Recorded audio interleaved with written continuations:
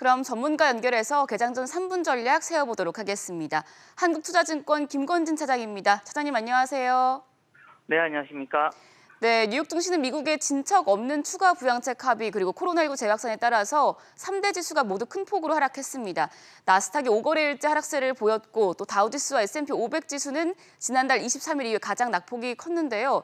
어제 상승 마감했던 국내 증시 오늘 괜찮을지 좀 걱정이 됩니다.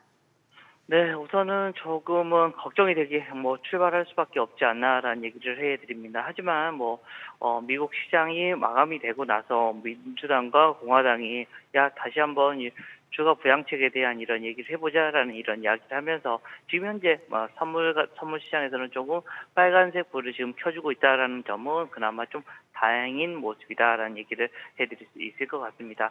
하지만 오늘 시장 전체적으로는 조금 차익 매물이 계속해서 좀 흘러나올 수밖에 없는 시장이 오늘은 진행될 것이다라는 얘기 해드리도록 하겠습니다.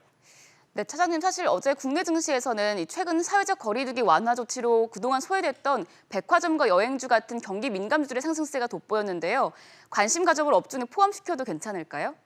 우선은 좀 긍정적인 모습이 나타나지 않나라는 얘기 해드리겠습니다. 물론 지금 현재 코로나19가 전 세계적으로는 조금은 좀 다시 확산되고 있는 모습이 나타나고 있습니다. 하지만 우리나라 같은 경우는 지금 현재 1단계로 내려오면서 조금 활력이 다시 한번 조금씩 돌고 있는 모습이 나타나고 있는 것 같습니다. 예. 특히 보상 심리 같은 경우 때문에 좀 얘기가 좀 많이 나오고 있고 또 4분기 이제 소비 시즌에 좀 돌입하다 보니까 또 각 이런 쇼핑 시즌이 지금 현재 돌아오고 있습니다. 이런 이슈들 때문에 조금 백화점 관련된 주식들이 조금 더 위로 올라설 수 있을 것 같고요. 또 면세점 같은 경우도 지금 현재 면세점에서 가장 크게 그런 비용이 많이 들었던 게 결국 임대료 부분인데 임대료가 네. 계속해서 하락을 해주고 있다라는 이런 긍정적인 면에서 소비 관련된 주식들 당분간은 조금 긍정적으로 보시는 게 맞지 않나라는 얘기 해드리도록 하겠습니다.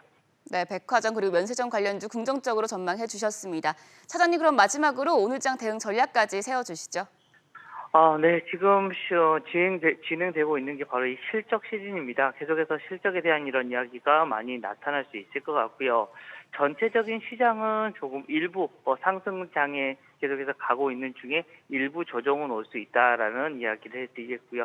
지금 오늘 같은 경우도 전체적인 시장은 조정이 올 수 있다. 하지만 개별적인 이슈 같은 종목들은 계속해서 지금 도출이 될 수 있을 것 같다라는 거 이야기를 다시 드릴 수 있을 것 같고요.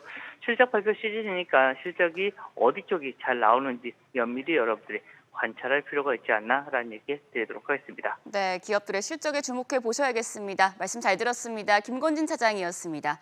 지금까지 개장 전 3분 전략 세워봤습니다.